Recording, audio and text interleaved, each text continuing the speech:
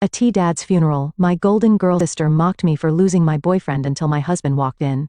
Their faces went pale. The next morning, 56 missed calls from Mom, she said. At my father's funeral, my picture-perfect sister smirked at me, basking in the glow of her latest triumph, marrying the man I once called mine. But just as she opened her mouth to gloat, the air in the room shifted. My husband walked in, their faces drained of color as if they had seen a ghost. The next morning, I woke to 56 missed calls from my mother.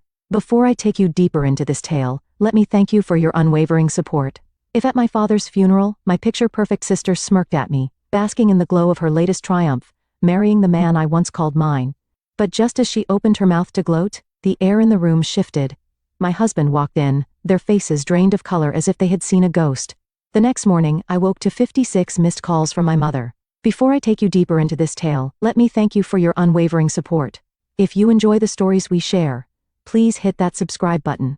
And don't forget to drop a comment telling us which city you're watching from. We might just give you a shout out in our next video. Thanks for tuning in. Now let's dive into today's story. Growing up, I was invisible, not in the eerie supernatural sense, but in the way that mattered most. Claire, my younger sister, was the golden child, the sun that lit up every room. And me, I was the shadow cast in her wake, ever present yet unnoticed. I still remember the school play when I was 10 and she was 8. She stumbled through her lines, barely remembering half of them, reciting them as if she were reading the ingredients off a cereal box. But to my parents, you enjoy the stories we share. Please hit that subscribe button, and don't forget to drop a comment telling us which city you're watching from. We might just give you a shout out in our next video. Today's special shout out goes to Dion Arnold from Atlanta. Thanks for tuning in, Dion. Now let's dive into today's story. Growing up, I was invisible, not in the eerie supernatural sense, but in the way that mattered most. Claire, my younger sister, was the golden child, the sun that lit up every room. And me, I was the shadow cast in her wake, ever present yet unnoticed. I still remember the school play when I was 10 and she was 8. She stumbled through her lines, barely remembering half of them, reciting them as if she were reading the ingredients off a cereal box, but to my parents, she was nothing short of a Broadway sensation. They cheered, beaming with pride. Meanwhile, I sat 2 rows behind them, gripping my science fair trophy. First place for a solar-powered car I had built from scratch. My hands trembled, my heart pounded. Just one glance, one nod, one well done, Daria. That was all I wanted. But it never came. Instead, Dad ruffled Claire's hair and chuckled. You're gonna be something special, kiddo. A lump formed in my throat. I wanted to scream, what about me? But I swallowed it, as I always did. That night, I lay in bed, staring at the ceiling, clutching my trophy like a lifeline.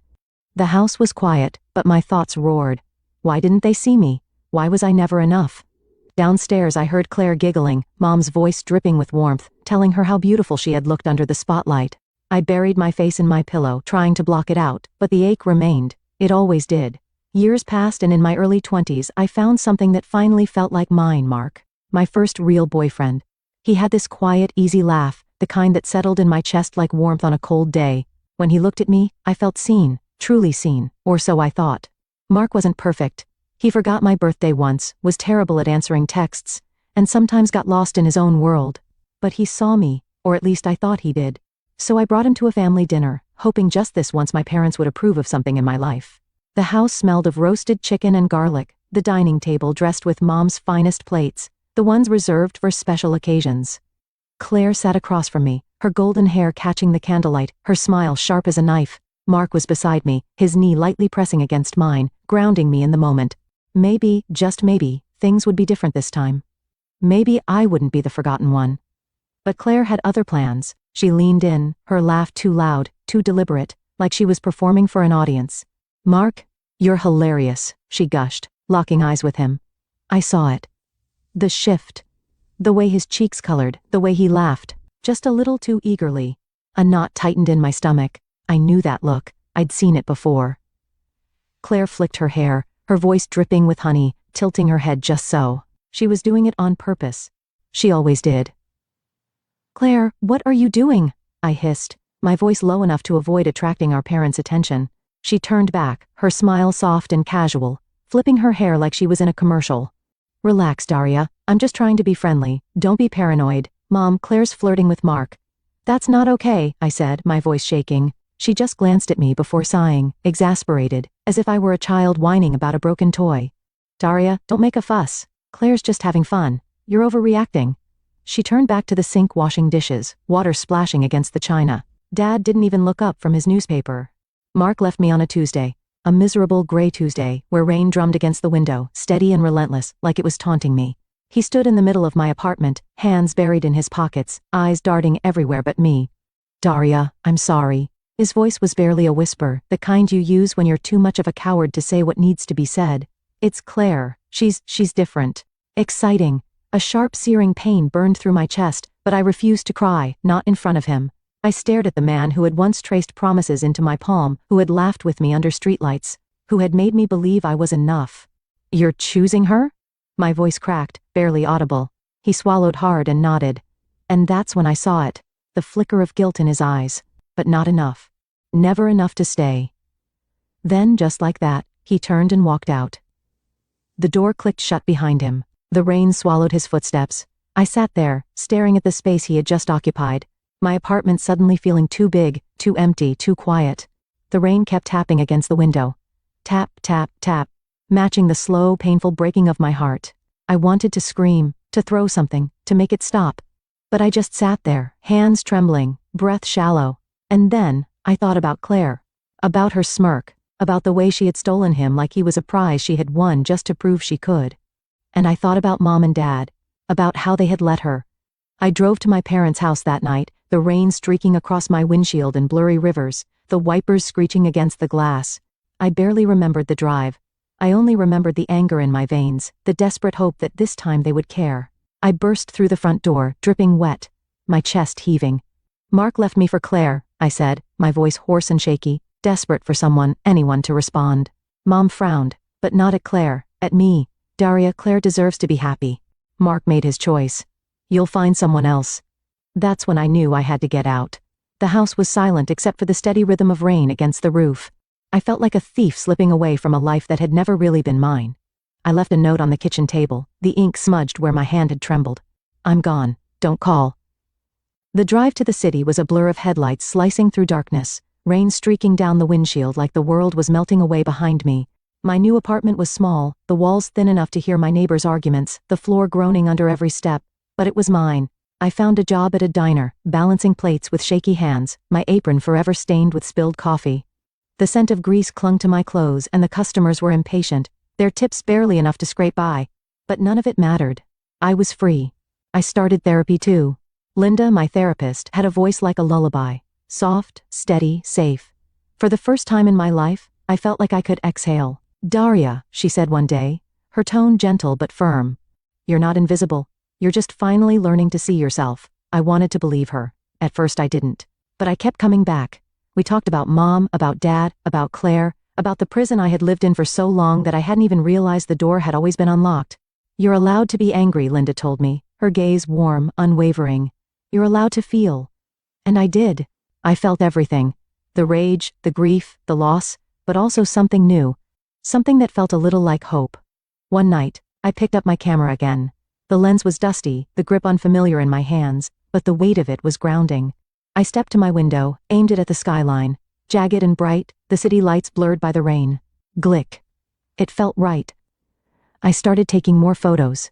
The cracks in the sidewalks, stray cats lingering in alleys, the neon flicker of the diner sign where I spent my days. Each shot felt like reclaiming a part of myself, a piece I had lost in the shadow of Claire's spotlight. I had no idea then, but that camera would change everything. Meanwhile, Claire was marrying Mark. I saw the photos online, her in white, beaming, Mom and Dad beside her. Their eyes filled with the kind of love they had never spared for me. The church was draped in flowers, the whole scene like something out of a fairy tale. A sharp, hollow ache settled in my chest, but I didn't call. I didn't go. My thumb hovered over the screen, scrolling through the pictures before I finally shut off my phone. I was done being their ghost. Claire might have won this battle, but I was done letting her win me. The ache remained. It probably would for a while, but I understood something now. The rain wasn't an ending. It was just the beginning. The storm had passed, but its shadow still loomed. I had learned to breathe again, but this time, it was on my own terms. The city was chaotic, horns blaring, people rushing past, but amidst the noise, I felt alive, like I was finally part of something greater than myself. I juggled night classes and long shifts at the diner, exhaustion gnawing at me, textbooks heavy in my arms. The classroom smelled of chalk and stale coffee, the fluorescent lights buzzing overhead. Every assignment, every passing grade, was another brick in the wall I was building between me and my past. My professors were tough but fair. One evening after class, Miss Carter pulled me aside, her gaze sharp but kind. "Daria," she said, her voice steady, "you have something special. Don't let anyone make you think otherwise." I nodded, swallowing the lump in my throat. For the first time, I actually believed it. After graduation, I took a leap. I opened a photography studio. It was small, barely more than 4 walls with exposed brick and a door that creaked every time someone walked in. The rent was high, but it was mine. Meanwhile, Claire's life was everywhere. Instagram posts of her and Mark, her perfect little world, broadcast for all to admire. Mom's voice on the phone, warm with admiration. "Claire's doing so well," she'd gush, her excitement palpable. "They're thinking about buying a house." I gripped the phone, the familiar ache curling in my chest. The same story over and over. But this time something had shifted. For once, I didn't feel like I was drowning in her shadow. I was building my own light. I wanted to scream, "What about me?" But I didn't. Instead, I let the silence settle, then slowly hung up the phone, its weight pressing into my palm. I turned back to my camera, focusing on the world through my lens. Shadows and light, things once broken made whole again.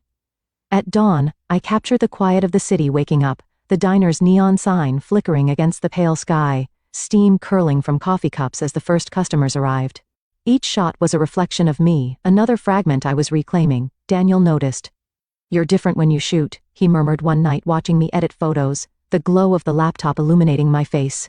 "You're free." I smiled, warmth spreading through my chest. "I feel free," I admitted, and for once I meant it. But the past wasn't done with me. It clung like a shadow, always lurking, never quite letting go. Claire's perfect life flashed across my screen. Her flawless smile, her carefully curated happiness.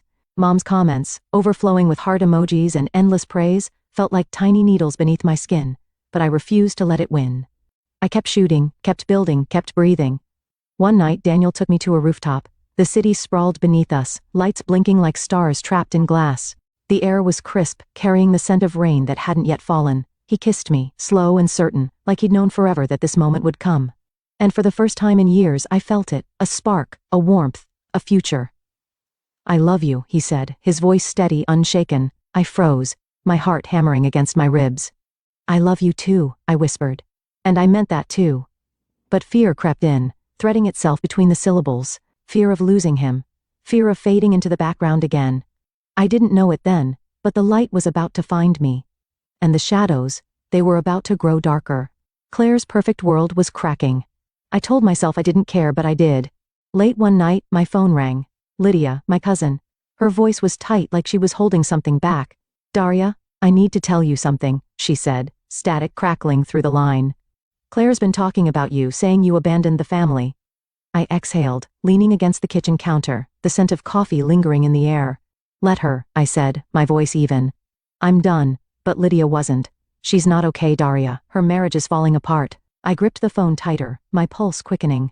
"Mark's miserable," she continued. "His job's a dead end, he complains constantly, and his ambition's gone." I listened, my chest tightening.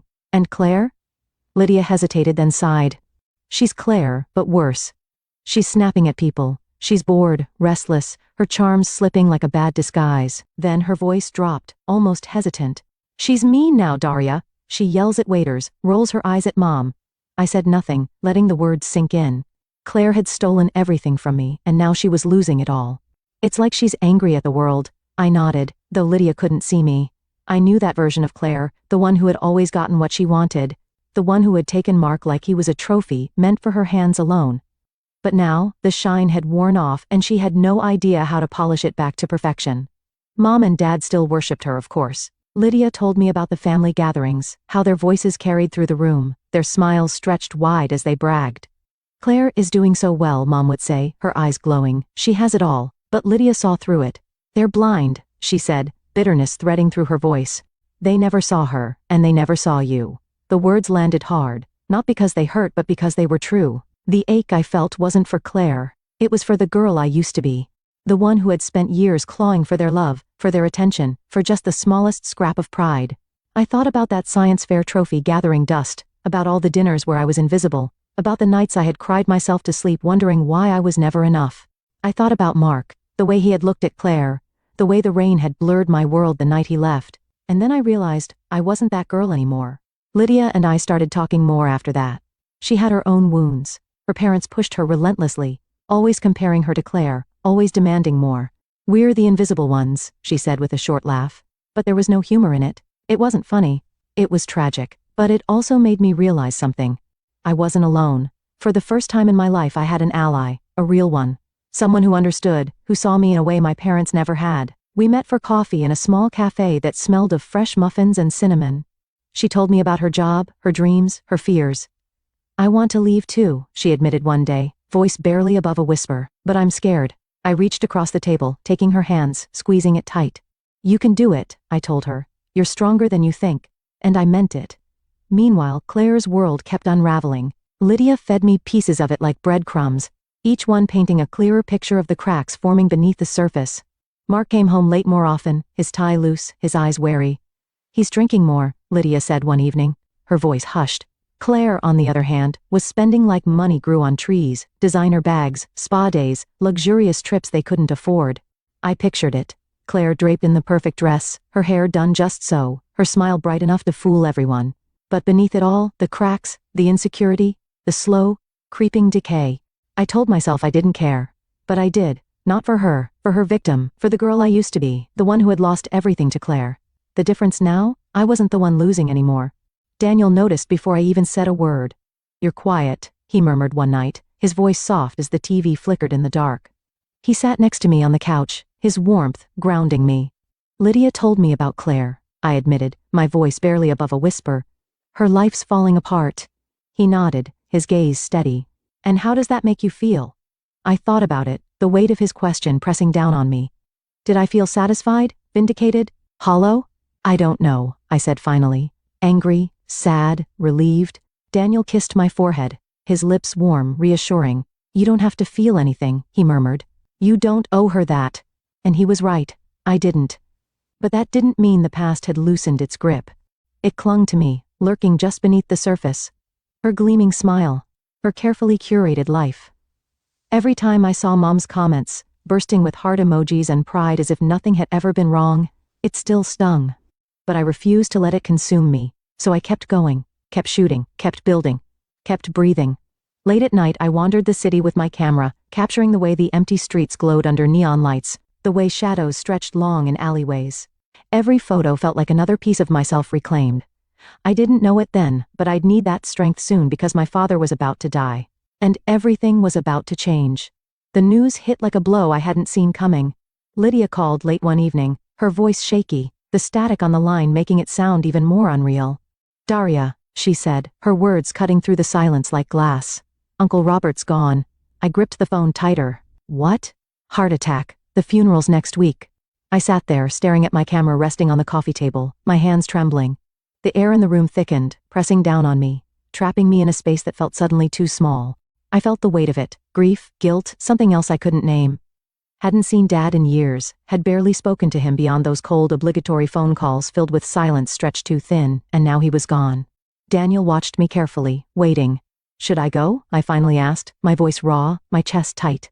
He reached for my hand, his fingers firm, his eyes steady. "Not for them," he said. "For you, for closure." I swallowed hard, nodding, my throat burning. I wasn't sure if I was ready, but I knew I had to go. I didn't want to see them. But I had to say goodbye to Dad, to the girl I used to be. The drive to the funeral felt endless. The highway stretching ahead like a path I wasn't sure I wanted to take. The sky hung low, heavy with gray clouds. Daniel drove, his hand steady on the wheel, the soft murmur of the radio filling the silence. I stared out the window watching the trees blur past, my thoughts unraveling faster than the road beneath us. What would Mom say? What would Claire do? I thought about all the dinners where I had been invisible, the trophies that had never mattered, the nights I had cried myself to sleep wondering why I was never enough. I thought about Mark, about the rain, about the note I had left behind. And then I thought about Dad, the man who had never truly seen me, who had never cared enough to try. The ache was still there, but alongside it something else had settled, strength. I wasn't that girl anymore. I was enough. The funeral was suffocating, the air thick with incense and the overwhelming scent of lilies. Mom sat in the front row, her face drawn tight, her eyes swollen, steady. "Daniel," I called, my voice clear, carrying through the murmuring crowd. "Come sit by me." Silence fell. Mark's face went pale. The room shifted, whispers spreading like wildfire, the weight of realization settling in. Daniel stood, his suit crisp, his presence undeniable as he strode toward me. He extended a hand to Mark, his grip firm, his voice low but sharp. "Thanks for leaving, Daria," he said smoothly. "You let go of the best woman in the world for this." Claire's smirk vanished. Her lips parted but no words came. Her perfect composure cracked, her eyes wide with something dangerously close to fear. Mom's fingers tightened around her purse, her face pale as she finally looked at me. I met her gaze, my voice quiet but razor sharp. "Guess she never told you. You always said Claire deserved happiness." My voice was steady, but my chest was tight. "I hope you're satisfied." The room fell into a suffocating silence, the weight of my words pressing against every wall, filling every corner. I felt it, the power, the strength, the release. For years I had swallowed my pain, buried my voice beneath their expectations, but not anymore. This time they heard me. Daniel's fingers intertwined with mine, his grip warm, grounding. "Let's go," he murmured, his voice a quiet promise. We turned and walked away, the door clicking shut behind us, sealing them in that silence. I didn't look back. I didn't need to. I had said my goodbyes. To Dad, to the girl I used to be, to the prison I had finally escaped. The drive home stretched out before us, the highway endless beneath a heavy night sky. Daniel kept his hand steady on the wheel, of the radio a quiet undercurrent. I stared out the window, the blurred trees rushing past, my thoughts racing faster than the road beneath us. I thought about Mom, about Claire, about the funeral that had felt more like a reckoning. I thought about the girl I had once been, the one who had begged for their love, their attention, their approval. And then I thought about the woman I had become, a woman who had built something real, a life, a career, a family. The ache was still there, but it no longer defined me because I was stronger now. I was enough. And deep down, I knew the storm had passed. Mom called the next day. And the day after that, "Daria, please," she pleaded, her voice trembling through the speaker thick with something I had never heard before. "Regret. I was wrong. I'm sorry. Please forgive me." The phone felt heavy in my hand, the weight of years pressing against my ribs. I wanted to feel something, anger, sorrow, even satisfaction, but all I felt was exhaustion. I had carried them for too long. I exhaled, my voice calm, cutting. "Ask your golden girl," I said. My tone as sharp as a blade. "She's the only one you ever cared about." And then I hung up. The phone buzzed again, ringing over and over, a sharp, relentless sound, but I didn't answer. I couldn't. Lydia called that evening, her voice careful, her words slow. "Daria, it's bad." The line crackled, and just like that, I knew the fallout had finally begun. Claire and Mark were unraveling. Mark, humiliated by Daniel's words, had grown bitter. He was drinking more, coming home late, snapping at anyone who dared speak to him. I could picture it. Him slouched in his expensive suit, his tie perpetually loose, his eyes heavy with exhaustion. The fire that once fueled him had burned out, leaving nothing but smoldering resentment. "And Claire?" I asked, my voice low. Lydia exhaled sharply. "She's desperate," she said, "spending money they don't have, designer bags, luxury spas, extravagant trips, trying to keep up the illusion of perfection, but it's all crumbling beneath her." I listened, my chest tightening, my mind racing. I didn't want to care, but I did. Not for her, for me, for the girl I had been, the one who had lost everything to Claire. Lydia kept talking. "Mom's alone now. Her golden child is too busy drowning in her own mess to care." I could hear the quiet satisfaction in her voice, but it wasn't gloating. It was recognition. Mom was finally seeing the crack, seeing the damage. But it was too late. I could imagine her in that empty house, surrounded by silence that once belonged to me, the same silence I had lived in for years. I thought about the family dinners where I had been invisible, the science fair trophy that had never mattered, the nights I had cried myself to sleep wondering why it was never enough. I thought about Mark, about the rain, about the note I had left behind when I walked away, and I understood something I hadn't before. I owed them nothing. Not Claire, not Mom, not any of them. I owed myself everything. Daniel noticed my silence that night. "You're quiet," he said, sitting beside me on the couch, the dim glow of the TV flickering across his face. "What's wrong?" I sighed, leaning into him, his warmth wrapping around me like a shield. "Lydia told me about Claire," I murmured. "Our life's falling apart, and Mom's begging for forgiveness." He nodded, his expression unreadable. "And how do you feel?" The question hung between us, heavy and unspoken for far too long. I hesitated, searching for the answer buried beneath years of anger and loss. I don't know," I admitted, my voice soft, angry, sad, relieved. Daniel pressed a kiss to my forehead, gentle but firm. You don't have to feel anything, he murmured. You don't owe them that. And for the first time in my life, I believed it. He was right. I didn't go back. Instead, I published my photography book that year. I called it Unseen, a dedication to those who had once been invisible, but had never truly disappeared. The launch was intimate, just me, Daniel, a handful of friends. Her golden glow had dulled, her cracks exposed for all to see. The storm had passed. I had survived. I had thrived. I glanced at Daniel, at Lydia, at the life I had built from the wreckage, and I knew, deep in my bones, I had always been enough. Years later, a letter arrived. The envelope was creased, the handwriting delicate and uneven. I sat at the kitchen table, light pooling around me, silence stretching thin. Daria, it read. My name sharp as glass. I was wrong. I chose Claire and I lost you. I'm sorry. Please forgive me. I read it once, my throat burning, my chest tightening. I read it again, the words blurred, my fingers trembled. I searched for something.